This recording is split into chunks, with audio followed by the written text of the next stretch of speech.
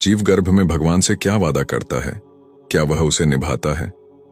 आइए जानते हैं भगवान श्री कपिल मुनि व माता देवहूति के संवाद से।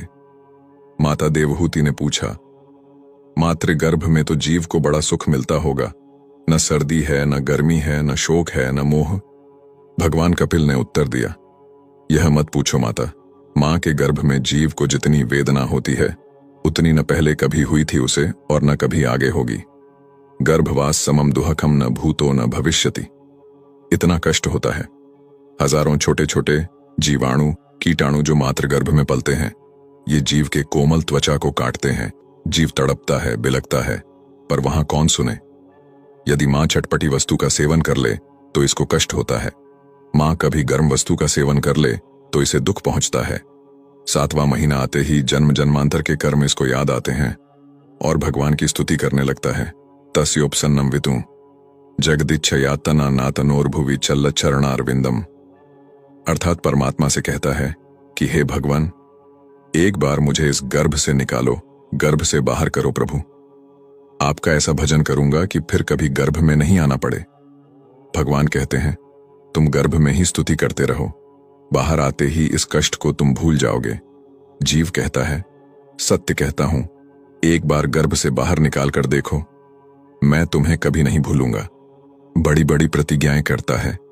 9वां महीना पूर्ण हुआ, 10वां मास आरंभ हुआ और जैसे ही प्रसव की वायु का वेग आया, जीव मातृगर्भ से तुरंत संसार में आ जाता है। जीव संसार में आते ही प्रभु को भूल जाता है और भक्ति रहित कर्म करके दुख भोगता है। गुरु साधु शास्त्र अनादिकाल से कहते आए हैं, हरि का भजन करो, हरि है तुम्हारा। बाकी तो सब तो झूठ है, फरेब है, धोखा है। बुद्धिमान व्यक्ति ही हरि भजन कर सकता है। श्रीमद् भागवतम में भी यही उल्लेख है। जीव को मात्र गर्भ में इतना पीड़ा होता है कि वह भगवान को स्मरण करने लगता है। सोचिए कि हमें कोई अगर बंद कोठरी के अंदर 1 महीने के लिए रखेगा तो क्या होगा? हमारा शरीर अनित्य है, पर अंदर जो जीवात्मा है वह कभी नहीं मरता है। क्योंकि जीवात्मा भगवान का अंश है, इसलिए वह भगवान को हर समय स्मरण करता है। परंतु इसे कोई भौतिक शरीर मिलता है और कोई ऐसी जगत में जन्म होता है तो उस जगत के वैष्णवी माया शक्ति के प्रभाव से वो भगवान को भूलकर उनके माया जगत में आसक्त हो जाता है। ऐसे ही जब जीवात्मा मात्र गर्भ में होता है तो वह भगवान को स्मरण करता है। फिर जब वो गर्भ से निकलकर संसार में आते ही उसका कष्ट कम हो जाता है। जीवन का उद्देश्य भूलकर समय को व्यर्थ किए जा रहे हैं। हमें समझना होगा कि जीवन प्राप्त क्यों हुआ है। यदि समय रहते समझ जाएंगे तो उचित ही है, नहीं तो इसी धरा पर प्रेत बनकर घूमना होता है। फिर भटकते रहते हैं और जीवित परिवार के सदस्यों से उम्मीद रखते हैं कि मृत्यु उपरांत वो हमें समय समय पर भोग तर्पण आदि द्वारा देंगे। लेकिन आज समय बदल गया है।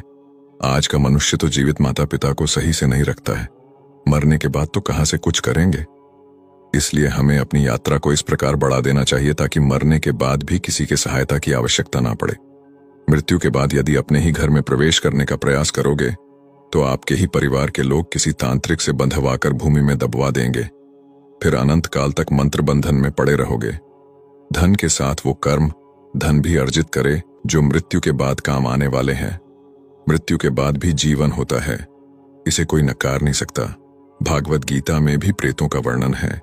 इस दिव्य ग्रंथ में कर्म से संबंधित फल का विस्तार से वर्णन किया गया है।